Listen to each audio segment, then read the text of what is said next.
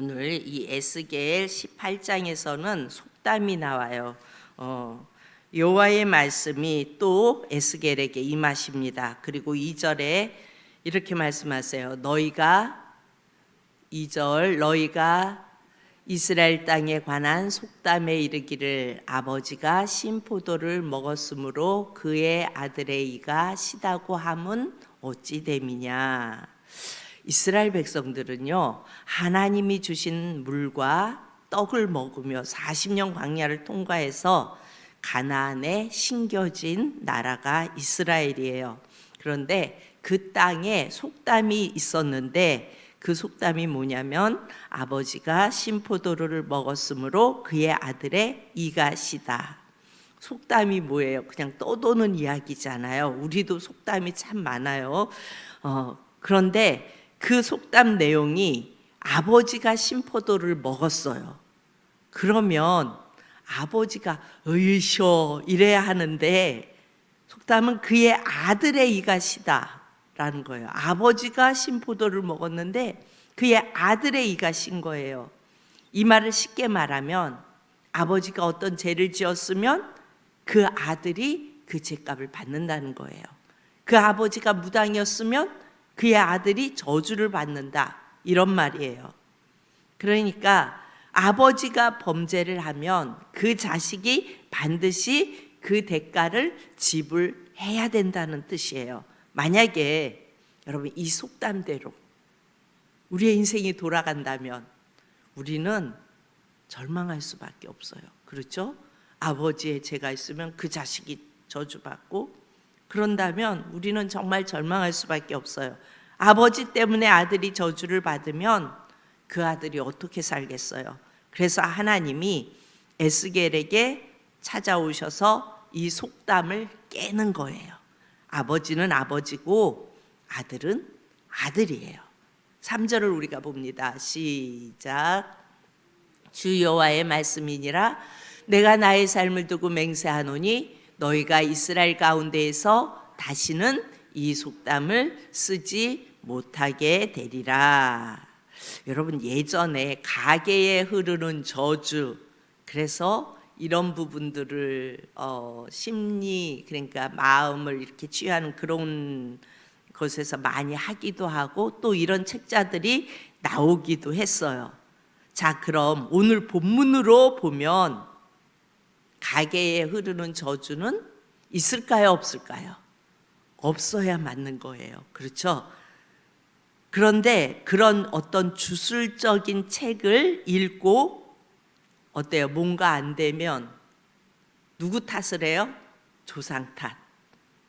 자기의 죄를 회개하고 돌이키는 인생이 아니라 조상 탓하고 부모 탓하고 남 탓하고 환경 탓하고 이렇게 계속 부모가 그래서 내가 이렇게 살고 있는 거야. 부모 때문에 내가 이런 거야. 부모 때문에 내가 배우지 못해서 이래. 우리 환경이 이래서 내 모습이 지금 이런 거야. 이렇게 계속 탓만 하다가 결국은 그 영혼이 멸망으로 가는 것을 볼 수가 있습니다. 이 속담을 에스겔에게 설명을 해주시는 하나님은 그야말로 연자제 같은 이 고리를 끊어주는 거예요. 아니다. 아버지는 아버지고 아들은 아들이다. 그게 내려오지 않는다라는 것을 분명하게 에스겔에게 말씀해 줍니다. 우리가 4절을 봅니다. 그렇다면 어디에 속해 있을까? 아버지께 속한 것이 아니라 그랬어요. 4절 시작. 모든 영혼이 다 내게 속한지라. 아버지의 영혼이 내게 속한 같이 그의 아들의 영혼도 내게 속하였나니 범죄하는 그 영혼은 죽으리라. 그러니까 아버지 때문에 아들이 그렇게 되는 것이 아니라 아버지도 하나님께 속하였고 아들도 하나님께 속했어요. 그러니까 절대 아버지의 죄로 망하지 않습니다. 각각 하나님 앞에서 개인적인 거예요. 아버지는 아버지, 나는 나. 예전에 이런 말들을 많이 했죠. 아내가 열심히 믿음 생활을 하면은 이제 그 집에 신방 가갖고 이제 나오셔야 되지 않겠냐고 이렇게 말하면 그 집에 남편이 하는 말이 아유 우리 아내가 잘 믿으니까 나는 우리 아내 치맛자락 붙잡고 가면 됩니다. 이렇게 말을 해요. 그런데 오늘 말씀에 분명히 말씀하세요. 개인적인 거예요. 아내면 아내, 아들이면 아들, 아버지면 아버지, 다 개인적인 거다. 그 아버지의 아들로 서는 것이 아니라는 것을 말합니다. 각각 하나님 앞에 속한 영혼으로 하나님 앞에 1대1로 우리는 서는 겁니다. 범죄하는 그 영혼은 죽으리라. 그러니까 자기의 죄값을 자기가 받는 거예요. 여기서 죽음은 영원한 죽음, 지옥으로 들어간다 그 말입니다. 그러니까 그냥 나만 잘하면 돼요. 나만 범죄하는 그 영혼은 죽으리라 했는데 여러분 우리는 다 범죄하는 체질이에요. 하나님이 처음 창세기에 우리를 만드셨을 때에는 완전한 인간이었어요. 그런데 우리가 죄를 범하죠. 그래서 하나님과의 관계가 끊어져요. 그 이후로 우리는 다 범죄하는 체질을 가지고 있어요. 보는 것도 그렇고 말하는 것도 그렇고 듣는 것도 다 우리는 죄 가운데 있고 죄를 범할 수밖에 없는 체질이에요. 그럼 우리는 다 어떻게 돼야 돼요? 다 죽어야 돼요. 그런데 그것을 잡아주신 분이 누구세요? 예수님이에요. 예수님이 이 땅에 오셔서 범죄한 우리의 죄를 짊어지고 십자가에서 우리를 대신하여 우리의 다 죽어야 하는 그 저주를 받으셨어요. 그래서 예수를 믿으면 예수님 때문에 우리는 범죄 속에 범죄하고도 사는 거예요. 우리가 생각으로 죄를 짓고 말하는 것으로 짓고 마음으로 짓고 이러잖아요. 그런데 그렇게 범죄하고도 우리가 영원히 살 수 있는 것은 예수님 때문입니다. 우리가 살 길은 어때요? 그 죄를 용서하시는 예수님을 바라보며 그 예수님이 없으면 난 살 수 없다고, 예수님 없으면 난 살 수 없어요 고백하며 그 예수님을 내 안에 초청하면 우리는 그 예수님의 의로 구원을 받습니다. 하나님의 공평하신 구원의 방법은 누구든지 상관없이 오직 죄인임을 예수님 앞에 고백하고 시인하면 구원하겠다는 겁니다.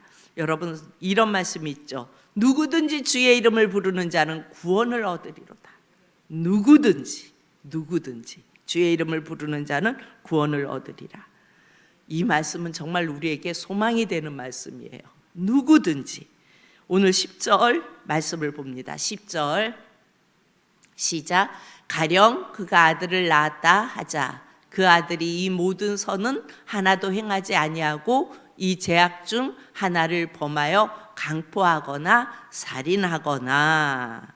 이런 사람에게 아들이 태어났는데 나쁜 아들이 태어나면 그 아들은 아버지의 의 때문에 살 수 없다는 거예요. 아버지가 선해서 그 아들이 구원받는 게 아니에요. 아내가 열심히 믿음 생활해서 그 아내의 치맛자락을 붙잡고 살 수 없다는 겁니다. 우리 13절을 봅니다. 13절. 별일을 위하여 꾸어주거나 이자를 받거나 할진대 그가 살겠느냐? 결코 살지 못하리니 이 모든 가증한 일을 행하였은즉 반드시 죽을지라. 자기의 피가 자기에게로 돌아가리라 말씀합니다. 선한 아버지의 아들이라도 나쁜 짓 하면은 살 수 없다는 거예요. 아무리 우리 엄마가 믿음 생활을 잘했어도 그 아들의 죄는 그 아들이 갚아야 한다는 거예요. 14절. 또 가령 그가 아들을 낳았다 하자. 그 아들이 그 아버지가 행한 모든 죄를 보고 두려워하여 그대로 행하지 아니하고. 어떤 아들은 아버지가 아주 못됐어요. 악해요. 그 아버지의 모습을 보고 두려워해서 이 아들은 절대 나는 아버지처럼 저렇게 살지 않을 거야. 그러나 그 아버지의 죄 때문에 그 아들은 죽지 않는다는 거예요.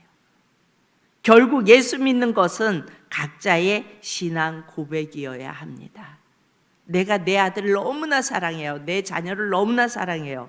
그런데 그 자녀가 예수님과 상관없으면 어쩔 수 없는 거예요. 안타깝지만 기독교 신앙은 내가 죄인됨을 알고 죄인을 건지러 오신 예수님을 영접해야 기독교이고 영접해야 하나님 나라 안에서 살아가는 겁니다. 다시 돌아가서 우리가 9절을 봅니다. 9절, 내 율례를 따르며 내 규례를 지켜 진실하게 행할진대 그는 의인이니 반드시 살리라. 주 여호와의 말씀이니라. 의인만 산다고 말씀하세요.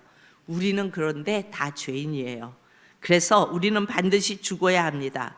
그런데 여기에 내 율례를 따르며 말씀해요. 내 율례가 누구예요? 예수님. 여기서 예수님이에요. 앞으로 오실 메시아를 따르라 그 말입니다. 또 내 규례, 예수님이에요. 규례는 말씀이고 말씀이 육신이 되어 오신 분이 예수님이세요. 그러니까 예수님은 하나님의 율례이고 하나님의 규례입니다. 그래서 예수님을 따른 것이 하나님의 율례와 규례를 따르는 거예요. 그래서 진실하게 행할진대 내 율례를 따르며 내 규례를 지켜 진실하게 행할진대 말씀하세요. 여러분, 진실한 분은요 예수님밖에 없어요. 저 사람은 정말 진실해. 그런데 죄성을 가진 인간은 절대로 진실할 수가 없어요. 우리는 예수님이 내 안에 오셔서 함께 해야, 내 안에 예수님이 주인 되셔야 진실해질 수 있어요. 죄된 인간은 절대로 진실해질 수가 없어요. 물론 성향이 착한 사람이 있고 성향이 그렇지 못한 사람도 있어요. 그냥 말하는 것마다 찔려대고 이렇게 하는 성향을 가진 사람이 있어요. 그런데 착해서 상대방을 배려하고 좋은 말을 하고 한다고 해서 진실하지는 않아요. 상대방에 그냥 좋은 말을 하고 진실하게 말하는데도 가식일 수 있잖아요. 제된 인간은 그래요. 그런데 정말 진실한 것은 예수님이 내 안에 계실 때 예수님의 마음으로 예수님의 그 나의 주인 되셔서 하게 하시는 그것에 순응할 때 우리는 진실해집니다. 그래서 내 율례를 따르며 내 규례를 지켜 진실하게 행할진대, 이 말은 예수님이 나의 삶의 주인 되실 때 가능해요. 그러면 그는 의인이니 반드시 살리라 말씀하세요. 예수님이 나의 삶의 주인 되시면 우리는 의인이라고 인정해 주세요. 그러니까 죄된 우리를 바라보면 죄가 보여요. 그래서 하나님은 죄와 가까이 할 수 없는 분이세요. 그래서 우리를 기뻐할 수가 없어요. 그런데 예수님이 우리를 보실 때 우리 안에 계신 누구를 보신다고요? 예수님을 보신다고요. 그래서 너는 의인이야, 의로워, 이렇게 예수님이 보시고 내 안에 계신 예수님을 기뻐하는 자를 예수님이 기뻐하세요.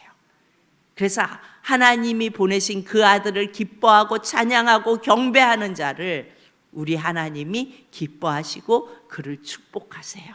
복에 복을 더하리라, 그렇게 말씀하십니다. 그래서 예수님을 따르고 말씀을 지키는 자, 예수님의 마음을 가지고 행하는 자가 의인이에요. 이렇게 예수님과 동행하는 사람을 의인이라고 말합니다. 그리고 그렇게 예수님과 동행하는 자는 영원히 삽니다. 누구 때문에 영원히 살아요? 예수님 때문에.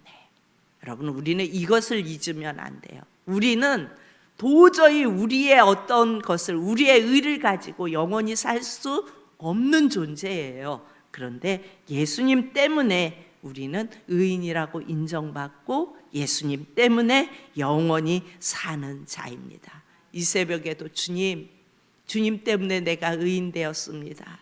그 주님을 찬양하고 그 주님을 높여드립니다. 고백하며 나아갈 수 있는 저와 여러분이 되어질 수 있기를 축복합니다. 참 좋으신